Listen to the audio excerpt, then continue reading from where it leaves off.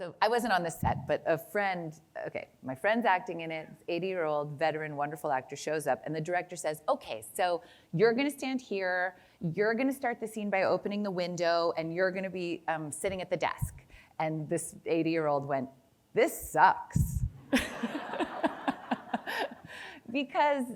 Because it's not just about a director having a fantasy of what the scene is about and then you following the lines that the directors decided before you got there.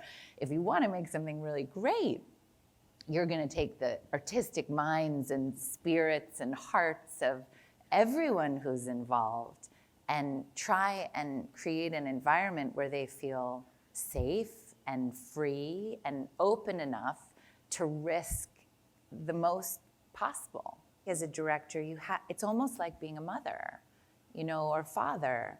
I think you are kind of going like, what do you need? Okay, one of my children needs this particular thing. Whereas if I did that, if I went at my other child with that same energy, it would completely bounce off her. Is it the mechanics of shooting, like the pressure of getting things done, like people don't want to take the time, or they just don't have the, if you pardon the expression, the emotional jumper cables to hook up to somebody else? Mm-hmm. You could have a scene which is about you and me, we're ordering sandwiches at a deli counter. Okay, that's the scene.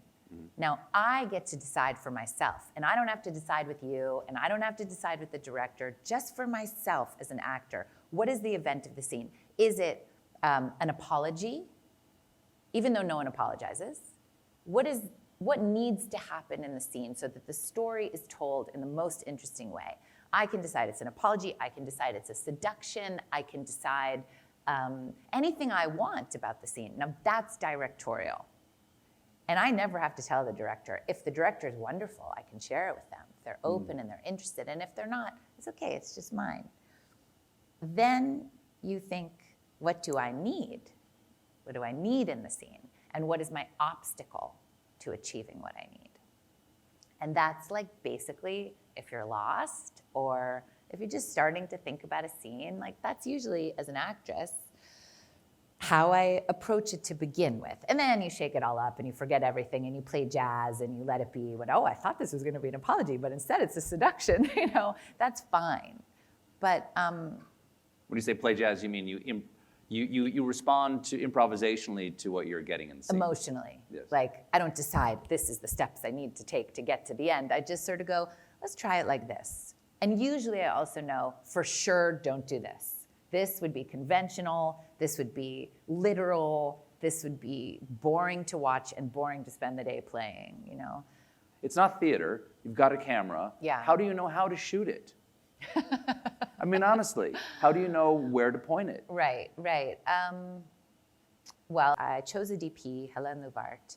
We spent hours and hours and hours, maybe 4 hours a day, going through each scene and thinking about what it was about and how to express that cinematically. Say you're shooting a scene around a table and there's 6 people around the table. As an actor, I've been in the scene where they shoot 2 sizes on you, 2 sizes on me, 2 sizes on everyone, then my POV of you, my POV of everyone, then his POV of everyone, and you're like gonna shoot yourself.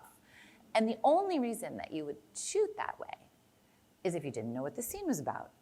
You don't know what you want going in. Well, you don't know what it's about. You don't know the event, to get back to the acting side of it. If the event is really, what's the purpose of the scene in the movie is these 2 people who barely speak and they're in love with each other and, you don't need to shoot everyone else's POV of what they're talking about. That could be total gibberish in the background.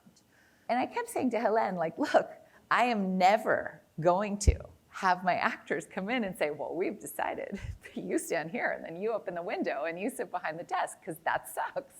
That sucks for everybody, and I know that. She said, no, Maggie, no, you will see, they will do just what you want. And she said, you will be very surprised. They will go just where you want. And Hélène is an expert, and she's brilliant, and she created for me a situation where I could play jazz, and I wasn't someone who'd never picked up a trumpet before.